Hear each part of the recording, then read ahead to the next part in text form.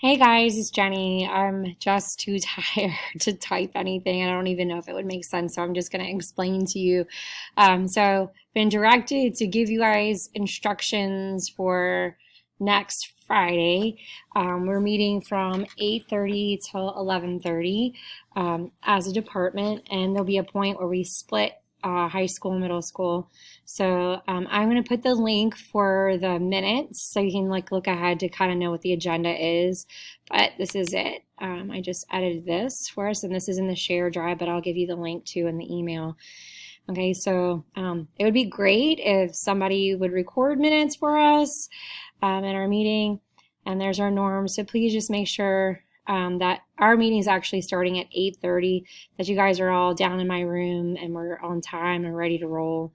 Um, so what we're going to do is the department coordinators were given a form that we're supposed to kind of like consolidate thoughts and ideas around some big idea questions. And so I just scheduled an hour for that. I don't know if it'll take us an hour or not. I'm hoping that it doesn't take us an hour. I've made a Google form so you can fill out the questions ahead of time. So in case you're not going to be here, or it might just be a good idea just to have thoughts down before you come in on Friday, because Lord knows how tired and what you're going to be feeling like on Friday. I'm saying that about myself. Really, like what the heck am I gonna be like on Friday? But I'll show you that, and then we're gonna do a quick budget update, where we are with our budget, and then we'll split into high school and middle school groups. I had the middle school have requested those teachers work out. They have that new curriculum, and I know Karen is using some of the old curriculum that they used to get together to talk about that. For high school, we need to make sure that if you're teaching the same class as somebody else, that you've had people have eyeballs on your exam and you know what you're given. Are we all on the same pace? I know for sure, like I wrote the bio A exam, and I need somebody, like we need to go through and proof it and make sure those are questions we really want to ask. Things change this year, looking at our students and where they came in to us and what they knew. So that we might need to edit that a little bit. And I'm sure everybody needs to do that. And then also, I wanted to have some suggestions or input, and I could make a Google form for this too. I have, and I know the other people that share this, a major concern about the lab. Not in the fact that, like, I think everything's been working out okay with us sharing it, but just the fact that we have to share it. There's 6 people using that one lab.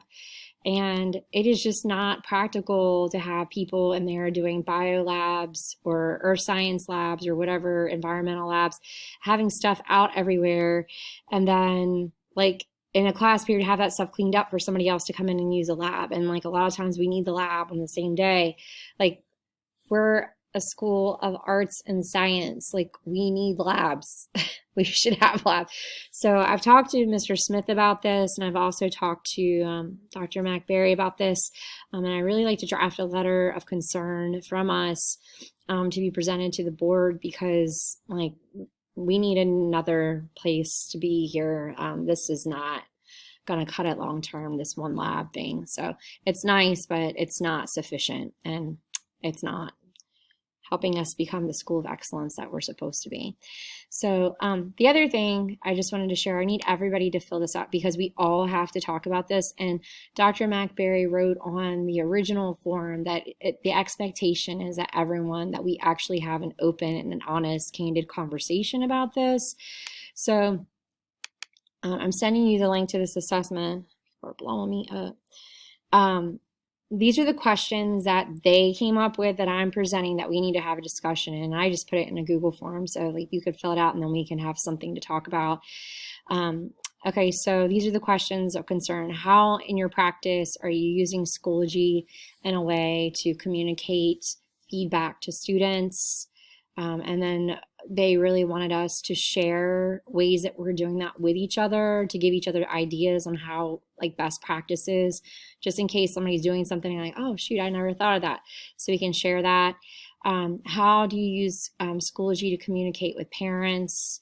If you don't, what can our department do to ensure that parents are using Schoology? be honest, like I'm a parent.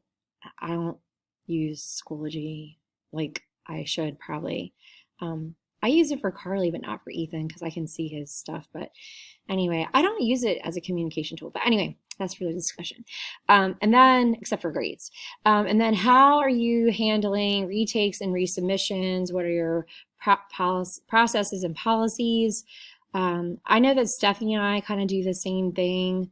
And I'll be honest, uh, it's kind of wearing me out, but it's what we're supposed to be doing, but it is extra work.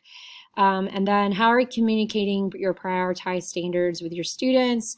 Do you believe when asked that students can communicate an answer connected to the prioritized standards? If not, how as a department are we going to collectively improve in this area? They want to know that students know that their lessons are tied to standards. And the last one is for any teacher that's a high school teacher that is teaching the same subject. Okay, do you feel that your students are prepared for the upcoming common assessment? So if you don't know, if you're a high school teacher and you're teaching a core class, it's a CP or honors level class, you're giving a common exam that is a final exam. And we developed a protocol for that last summer, on what it should look like. And I will include that in the link also. I'll include that link in our email too. And then are your students prepared to teach that or not? Or are your students prepared to take that assessment? Is your pacing the same as your counterpart teacher? So those are the major things that we need to look at.